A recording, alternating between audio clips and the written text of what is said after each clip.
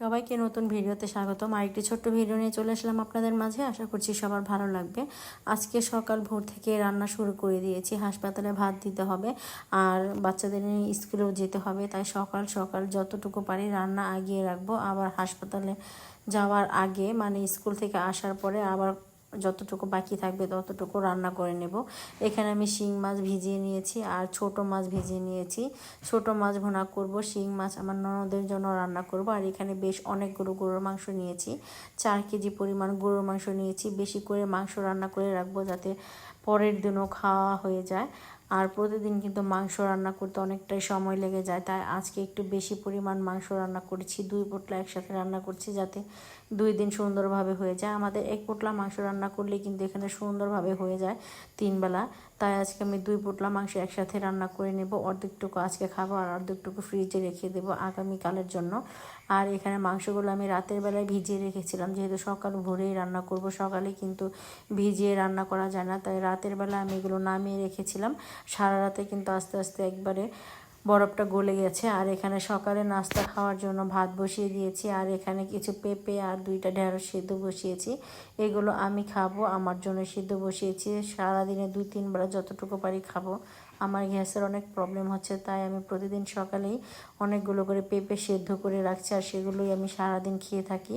মাংসের তরকারি থেকে বা যে কোনো তরকারি থেকে মাছ বা মাংস ওটা উঠিয়ে নিই, তরকারি তেমন একটা খাই না যাতে গ্যাসের সমস্যাটা একটু কম হয়। এখানে আমি মাংস রান্না করার জন্য মশলা সুন্দরভাবে কষিয়ে নিয়েছি। এখন মাংসগুলো পরিষ্কার করে ধোয়া মাংসগুলো দিয়ে দিচ্ছি, দিয়ে তারপর ভালো করে রান্না করে নেব। আলু দিয়ে ঝোল করব, আর আলু দিয়ে কিন্তু আমাদের মাংস খেতে বেশি ভালো লাগে। এখানে সবগুলো মাংসই দিয়ে দিলাম। এখন হালকা করে নেড়ে চেড়ে মশলার সাথে মিশিয়ে নিব। অনেকগুলো মাংস কিন্তু নাড়তে একটু কষ্টই হচ্ছে, তাই একটু কষ্ট করেই রান্নাটা করে নিচ্ছি যাতে কোনো পরের দিন একটু ঝামেলাটা কম হয়। পরের দিন তো আমার ননদরা হাসপাতাল থেকে চলে আসবে, সেদিন কিন্তু আমারও যেতে হবে। সকালবেলায় চলে যাব, তাই আমি মাংসটা রান্না করে রাখছি যাতে কালকে আবার সকাল সকালেই রান্নাটা করে নিতে পারি। আর মাংস রান্না করা থাকলে পরের দিন তেমন একটা ঝামেলা হবে না। এখানে শিং মাছগুলো আমি ভেজে নিচ্ছি। শিং মাছ দিয়ে আমার ননদের জন্য আলু দিয়ে পাতলা করে ঝোল রান্না করব, কম ঝাল দিয়ে।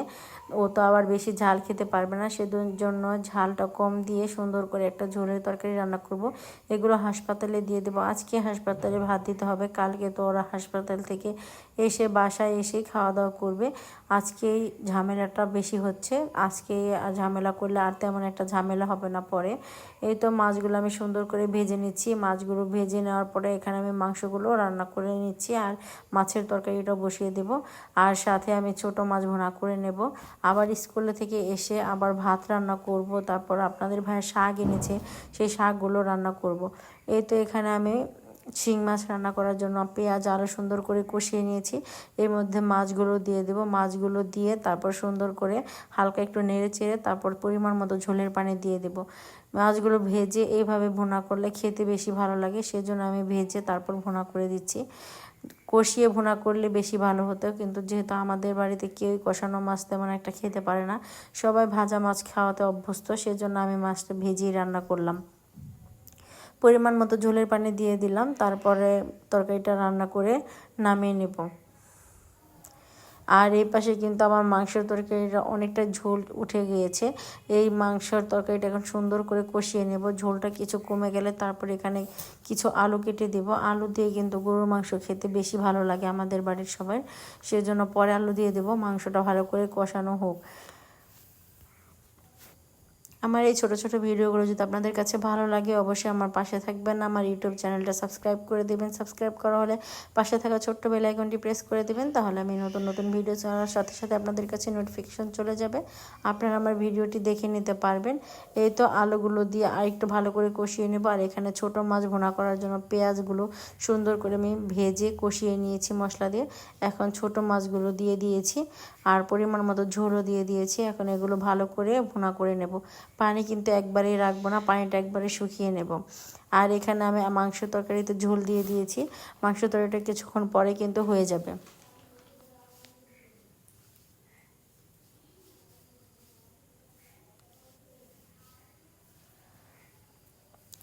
এই তো রান্না বান্না হয়ে গিয়েছে, মাংস তরকারি রান্না করা হয়ে গিয়েছে। দেখতে কেমন লাগছে অবশ্যই কমেন্ট করে জানাবেন।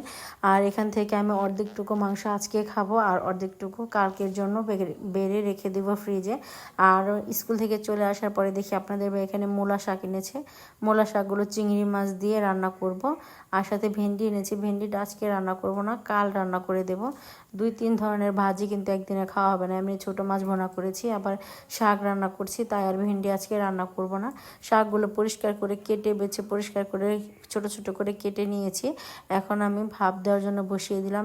ছোট ছোট চিংড়ি মাছ দিয়ে মূলা শাক খেতে কিন্তু অনেক বেশি মজার হয়। আর যদি হয় কচি কচি মূলা শাক, তাহলে তার কোনো কথাই নেই।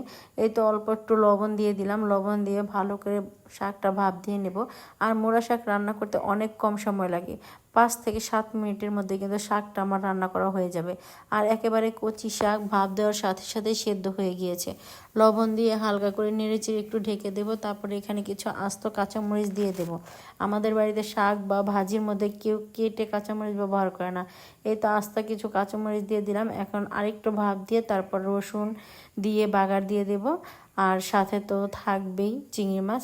এটার মধ্যে কিন্তু শুকনো মরিচ দিলে আরও বেশি ভালো লাগতো। এই শাকটার মধ্যে কিন্তু শুকনো মরিচ আমাদের কেমন যেন সাদা সাদা হয়ে গিয়েছে, সেজন্য আজকে আর দিলাম না, নতুন করে আবার কিনতে হবে। আর এখানে এই তো আমি কিছু রসুন দিয়ে দিয়েছি শাক বাগারের জন্য। রসুনগুলো বাদামি কালার করে ভেজে নিয়েছি, আর এখানে বাগারটাও দিয়ে দিচ্ছি। আর মাছগুলো আমি হলুদ আর লবণ দিয়ে আগে অল্প একটু তেলের মধ্যে ভেজে রেখেছিলাম।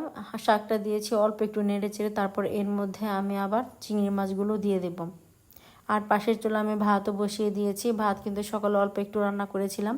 সকালবেলা ভাত রান্না করলে সেই ভাতটা আবার রাতে নষ্ট হয়ে যায়, সেজন্য দুপুরেই রান্না করছি। আর রাতের বেলা যাতে না রান্না করতে হয়, 3-4 বেলা রান্না করতে ভালোই লাগে না, এমনিতে অনেক বেশি গরম, সেজন্য 2 বেলার ভাত একবারে রান্না করে ফেলবো। আর এখানে চিংড়ি মাছগুলো দিয়ে দিয়েছি। এখন ভালো করে শাকটা ভাজা ভাজা করে নামিয়ে নেব। এই তো শাক রান্না হয়ে গিয়েছে। শাকটা এত বেশি মজা হয়েছিল, দেখতে বুঝতে পারছেন অনেক বেশি লোভনীয় হয়েছিল। আর এখানে শিং মাছ ভুনা করেছি, অল্প একটু গা মাখা ঝোল রেখেছি। ছোট মাছ ভুনা করেছি একেবারে শুকনা শুকনা করে। আর যে ঝোলগুলো দেখতে পাচ্ছেন এগুলো সবই তেল। ছোট মাছের তরকারি একটু তেল বেশি দিলে খেতে ভালো লাগে। আর এখানে অর্ধেকটুকু মাংস আমি বেড়ে রেখেছি আর অর্ধেকটুকু রেখে দিয়েছি।